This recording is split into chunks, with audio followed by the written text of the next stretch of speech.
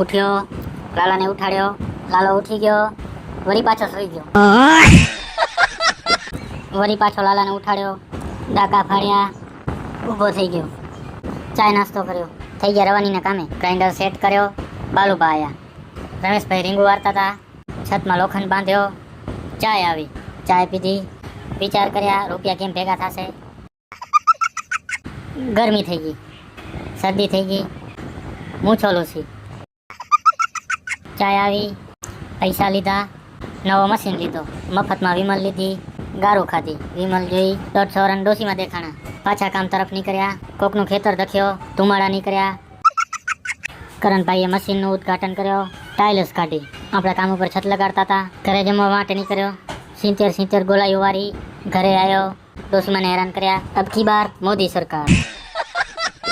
તડકો લાગે, હોંડા લીધી, કામે ગયા.